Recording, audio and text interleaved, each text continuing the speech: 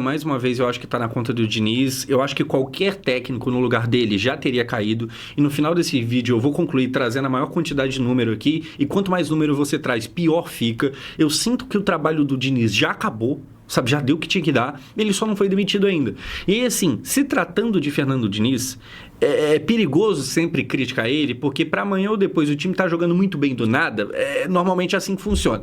Dito isso, colocando a possibilidade disso acontecer, por mais que ela seja pequena, existe, porque o Diniz é 8 ou 80, do nada ele tá mal e do nada ele tá muito bem. Enfim, sabendo disso, me parece um trabalho que, se amanhã estiver bem, é uma reviravolta. E se é uma reviravolta, se é uma mudança, é porque hoje tá muito mal, tá muito ruim. É um jogo seguido do outro, abaixo, e o próximo é abaixo, e é mais abaixo ainda, e eu não duvido nada, depois de mais um jogo igual foi hoje, o Diniz aparecer na coletiva para falar que não, veja bem. Porque o número de infiltrações no último terço, aí tá lá, time perdendo, dentro de casa. Mais um jogo, mais uma vez. Enfim, vamos falar de escalação. O que a gente tem aqui? A gente tem o time titular, basicamente, praticamente tudo que o Vasco tem de melhor. Léo Jardim, Cuesta, Robert Renan, Piton, Barros, Thiago Mendes, Coutinho, Andrés Gomes, Nuno Moreira e Brenner. Brenner que teve aquele jogo de 5 chances claras perdidas, mas que no último jogo, o Campeonato Carioca contra o Botafogo, fez seu primeiro gol com a camisa do Vasco. Eu só pulei, se você reparou aqui, somente um jogador do Vasco, que no caso não é esse aqui, no caso é este, o Paulo Henrique, lateral. O que acontece? Eu imagino, eu quero acreditar que o Paulo Henrique ainda seja o titular do Vasco. Eu falo isso porque ele é o melhor lateral do Vasco na posição e ele chegou até na seleção. E se ele chegou até na seleção, você pode falar, pô, como é que você trata da possibilidade dele não ser o titular? Por que você acha que talvez seja outro?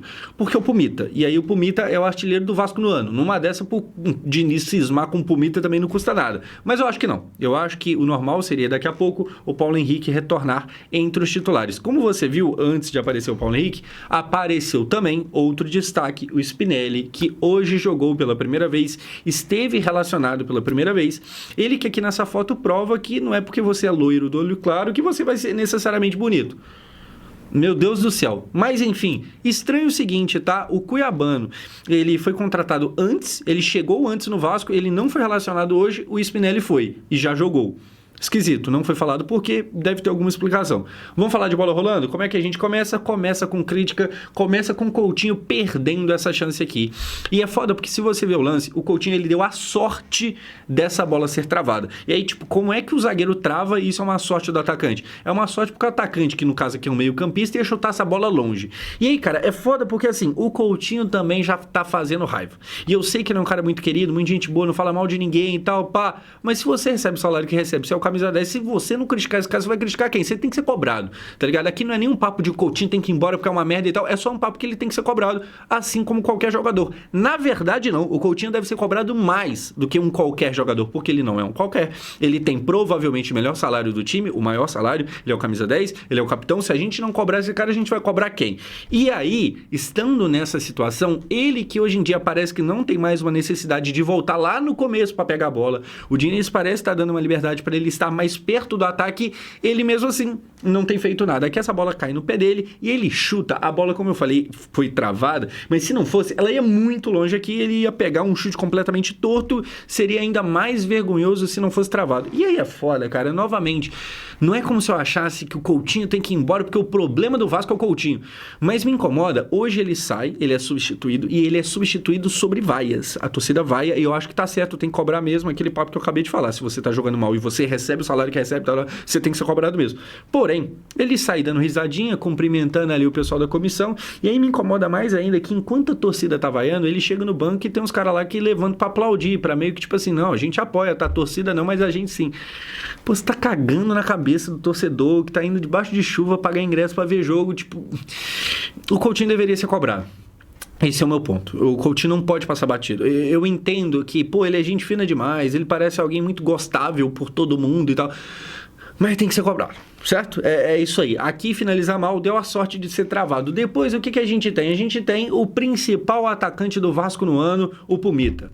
O que é esquisitíssimo. A gente tem o Pumita chutando uma bola, ela passa, se eu não me engano, debaixo da perna do marcador aqui e chega facilmente no goleiro que defende sem menor chance de acontecer de fato o gol. O Pumita sendo, mais uma vez, o cara que mais leva perigo de gol no Vasco. O que você pode achar legal, nossa, olha aí, é um lateral artilheiro, olha que bacana, olha o Diniz fazendo um jogador jogar melhor. Ou você pode olhar pelo ponto de vista que por que o ataque não tá fazendo gol e tem um lateral aleatório fazendo. Eu acho que é mais por esse lado, eu acho que é uma notícia mais ruim do que boa. Sabe a sensação que eu tenho? É que a gente não pode ter esperança. A gente não tem esse direito. Cansa. É muito cansativo, mano. É muito cansativo. Que isso? 11 jogos, 9 derrotas. Cara, quem constrói isso? Quem vive isso? Cara, tem times piores que não conseguem essa façanha. Mas o seu Vasco, o meu Vasco, ele consegue. Mas assim, família, a gente precisa colocar alguns pontos aqui, rapidamente, porque tá difícil, cara, de acreditar que o Vasco vai dar a volta por cima com o Fernando Diniz. E repito aqui, eu sei que hoje, grande parte, de repente 90%, 95% da torcida do Vasco defende a demissão do Diniz. E o meu sentimento é esse, porque é muito difícil acreditar que as coisas vão mudar. Porque esse cenário e tudo que ele vai falar na coletiva se repete jogo após jogo. Ah, o Vasco jogou mal? Não. Primeiro tempo, merecia até ter empatado e virado a partida. Segundo tempo piorou bastante. Principalmente depois dos jogadores que entraram, o Vasco não conseguiu criar as oportunidades. Teve uma chance ali ou outra, que a bola rebate, não sobra, a bola passa, ninguém fecha. Eu não consigo parar de pensar no Mr. Paiva. Eu não tô pedindo aqui a volta dele, não é isso. Só que muita gente na ocasião colocava que o Paiva, ele tinha sorte. Ele não tinha competência. O Vasco tinha sorte, né? Várias vitórias do Vasco, foi que a bola rebateu ali e fez um gol, e o adversário perdeu, e dessa forma o Vasco foi parar lá na 10ª colocação do Campeonato Brasileiro. Mas assim, eu tô tão desesperado que eu falo, mas meu Deus, é melhor ter sorte do que ter um treinador que consegue, né, até possibilitar o seu time de criar oportunidade, de ter um volume de jogo, de pressionar o adversário, mas não ganha. O Vasco não vence. O Vasco não ganha. A sensação que eu tenho é que eu não vou chegar aqui mais e comemorar uma vitória com vocês. Eu não vou, comemorar a vitória contra o Mirassol, contra o Maricá, contra o Boa Vista e contra o Sub-20 do Botafogo. Não dá. Então, assim, a sensação que eu tenho é que o Vasco não ganha mais, mano. Porque as coisas não acontecem. São os mesmos erros, falta de atenção, a bola não entra, o Vasco cria, a coisa não flui. E mais uma derrota. 11 jogos, 9 derrotas. Então, assim, é muito difícil, família. É uma coisa, assim, que... Eu sei que muita gente leva pro lado da competência, eu também acho que é competência, mas tem um pouco de azar também, cara. A esposa fala, não fala isso não, pelo amor de Deus. Mas não é possível, cara. A bola rebate pra lá, não sobra no pé de ninguém. A bola bate Coutinho num minuto que? 1 minuto de jogo, pega a bola na cara do gol e chuta todo errado. E várias chances assim que a bola rebatia ali, ninguém fechava, a bola não sobrava e passava. Eu falo assim, meu Deus, e aí o cara vai lá, falta de atenção, acerta a chapada, certinho no cantinho. Muita loucura, família, muita loucura. Então, assim, eu vou ser sincero pra vocês, eu tô bem confuso nesse momento, não preciso fazer aqui média pra ninguém, porque eu entendo o lado da galera que defende o Fernando Diniz, pela questão do histórico do Vasco, de demissões, pelos jogadores que chegaram, e ele foi importante na conversa, nas negociações em relação a esses jogadores, e a galera ainda tá entrando no ritmo. Hoje foi a estreia do Spinelli, o Marino ainda não fez uma partida como titular, então tem muita coisa ainda pra acontecer. Só que, família, a galera que defende, tá? Eu não sei se vocês têm essa sensação, mano. Parece que o Vasco não vai ganhar, porque, de novo, não jogou mal. Principalmente no primeiro tempo, criou oportunidade, mas a bola não entra, mano. Não entra, o Vasco não consegue ganhar. E assim, contra a Chapecoense, o Vasco criou 1 trilhão de chances e não venceu. Chapecoense deu um chute no gol, empatou com o Vasco. Cara, se não for espiritual, se não for falta de sorte, é só competência, sei lá. Então, assim, eu fico assim agora achando, cara, que a saída do Diniz, ela é importante nesse sentido, mano. Sei lá, sabe? Vascaíno é difícil, né? Quinta-feira, mais uma derrota do Vasco da Gama no Campeonato Brasileiro, mais uma partida sem vencer dentro de São Januário e um técnico que não faz por onde para permanecer no comando da equipe. É claro, aqui nesse vídeo, a gente vai falar muito sobre essa partida de ontem que aconteceu dentro do nosso caldeirão, mais uma derrota em 2025. Mas, antes de continuar o vídeo, antes de falar sobre tudo que eu tenho para trazer aqui para vocês nesse nosso Acorda Vascão, como sempre faço aqui no canal, quero dar as boas-vindas a todos vocês que estão chegando aqui pela primeira vez. Para quem ainda não me conhece, muito prazer, eu sou o Lucas, você está no canal do Gigante Vasco e esse daqui é o canal do torcedor vascaíno. Para você aí que não sabe, tô aqui todos os dias, 3 vezes por dia, com o Acorda Vascão, que é o primeiro vídeo, chegando sempre às 7 horas da manhã em ponto. O Fala Gigante, que é o segundo vídeo do canal, chegando sempre pela parte da tarde. E o nosso Boa Noite Gigante, que é o terceiro e último vídeo do canal do Gigante Vasco, chegando pela parte da noite para fechar o seu dia com chave de ouro e as últimas informações do nosso Vascão. Então, se você ainda não é um inscrito do nosso canal, não perca tempo, venha correndo aqui embaixo, onde tem essa palavrinha inscreva-se, clique nela e já venha fazer parte da nossa família. Show? Vamos embora então, sem muita enrolação, falar logo sobre o nosso Vascão.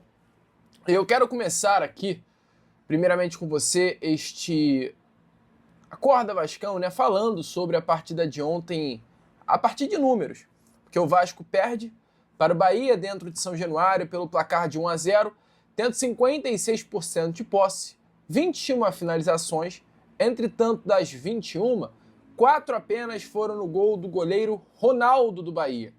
Um Vasco que teve posse, um Vasco que teve até determinado volume na segunda etapa, entretanto um Vasco que não causou nenhum tipo de problema ao goleiro Ronaldo.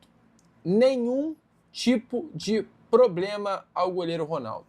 O Ronaldo não fez uma defesa difícil ontem dentro de São Januário. Nenhuma, amigo torcedor. Um Bahia que passou completamente ileso. A sensação para quem estava acompanhando o jogo era que o Vasco da Gama não tinha força para fazer gol em nenhum momento e não fez.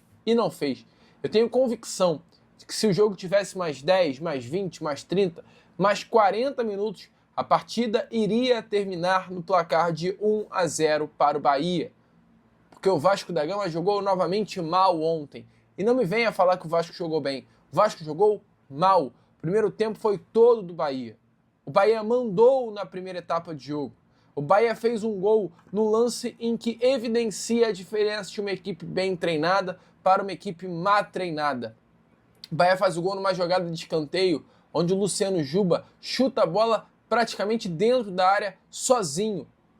O gol do Bahia foi um gol que externou as deficiências do Vasco, externou a deficiência tática do trabalho do técnico Fernando Diniz. Luciano Juba chutou dentro da grande área sozinho. E o Fernando Diniz chega na entrevista coletiva e fala que o Bahia nos últimos 10 jogos não havia feito nenhum gol daquela maneira. E essa foi a análise dela para balizar a forma com que o Vasco queria marcar. A análise do Diniz, no caso. Então, assim, uma bagunça, um gol ridículo, uma partida vergonhosa do Vasco, números vergonhosos do técnico Fernando Diniz, um Vasco da Gama que simplesmente, amigo torcedor Cruz Maltino, tem 3 partidas no Campeonato Brasileiro, nenhuma vitória. Hoje tem Corinthians e Red Bull Bragantino se enfrentando em São Paulo. Caso o Corinthians vença dentro da Neoquímica Arena, o Vasco terminará essa rodada na vice-lanterna do Campeonato Brasileiro. Um Vasco que dos últimos 11 jogos tem 9 derrotas, um empate e uma vitória no Brasileirão. Então a situação é essa. Ontem um técnico Fernando Diniz que merecidamente saiu de São Januário vaiado, ouvindo das arquibancadas gritos de sem vergonha, de técnico sem vergonha, de elenco sem vergonha, ouviu das arquibancadas de São Januário vaias, e eu digo aqui, não poderia ser diferente. Só que depois disso tudo, sem motivo para a defesa, o técnico Fernando Diniz, ele ainda deu mole. Porque na entrevista coletiva, o nosso grande amigo e parceiro João Silva fez uma pergunta para ele, normal, botando na mesa os números que são ruins do trabalho. E o Diniz respondeu dessa forma aí, bastante agressiva, ao nosso amigo e companheiro Joel.